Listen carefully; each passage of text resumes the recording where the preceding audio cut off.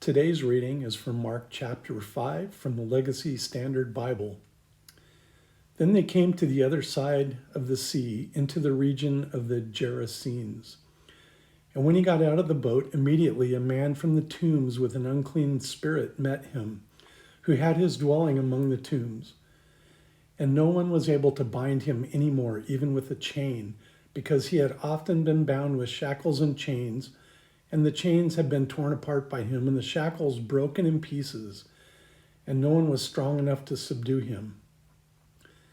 And constantly, night and day, among the tombs and in the mountains, he was screaming and gnashing himself with stones. And seeing Jesus from a distance, he ran up and bowed down before him, and crying out with a loud voice, he said, "What do I have to do with you, Jesus, Son of the Most High God? I implore you, by God, do not torment me." For he had been saying to him, "Come out of the man, you unclean spirit." And he was asking him, "What is your name?" And he said to him, "My name is Legion, for we are many." And he began pleading with them earnestly not to send them out of the region. Now there was a large herd of swine feeding nearby on the mountain. And the demons pleaded with him, saying, "Send us into the swine so that we may enter them." And Jesus gave them permission.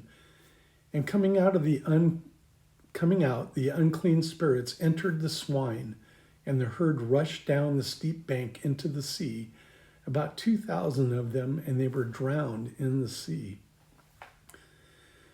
And their herdsmen ran away and reported it in the city and in the countryside. And the people came to see what it was that had happened. And they came to Jesus and observed the demon-possessed man sitting down, clothed and in his right mind, the very man who had the legion, and they became frightened. And those who had seen it recounted to them how this had happened to the demon-possessed man, and all about the swine. And they began to plead with him to leave their region. And as he was getting into the boat, the man who had been demon-possessed was pleading with him that he might accompany him. And he did not let him, but he said to him, "Go home to your people and report to them what great things the Lord has done for you, and how he had mercy on you." And he went away and began to preach in the Decapolis what great things Jesus had done for him, and everyone was marveling. And when Jesus had crossed over again in the boat to the other side, a large crowd gathered around him, and so he stayed at the seashore. And one of the synagogue officials named Jairus came up, and seeing him, he fell at his feet, and pleaded with him earnestly, saying, "My little daughter is at the point of death. Please come, that by coming you may lay your hands on her, so that she will be saved and live." And he went off with him, and a large crowd was following him and pressing on him.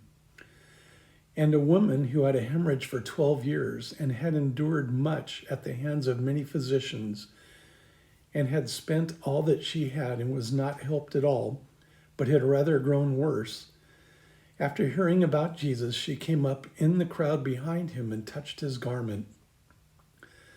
For she was saying, "If I just touch his garments, I will be saved from this." And immediately the flow of her blood was dried up, and she knew within her body that she had been healed of her affliction. And immediately Jesus, perceiving in himself that the power proceeding from him had gone forth, turned around in the crowd and was saying, "Who touched my garments?" And the disciples were saying to him, "You see the crowd pressing in on you, and you say, 'Who touched me?'" And he was looking around to see the woman who had done this. But the woman, fearing and trembling, aware of what had happened to her, came and fell down before him and told him the whole truth. And he said to her, "Daughter, your faith has saved you. Go in peace and be healed of your affliction." While he was still speaking, they came from the house of the synagogue official, saying, "Your daughter has died. Why trouble the teacher anymore?" But Jesus, overhearing what had been spoken, said to the synagogue official, "Do not be afraid, only believe." and he allowed no one to accompany him except Peter and James and John, the brother of James.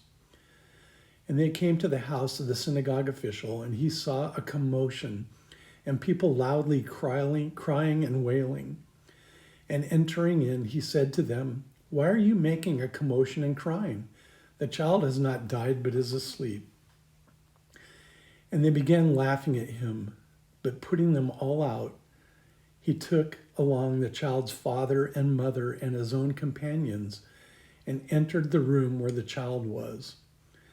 And taking the child by the hand, he said to her, "Talitha cum," which translated means, "Little girl, I say to you, arise."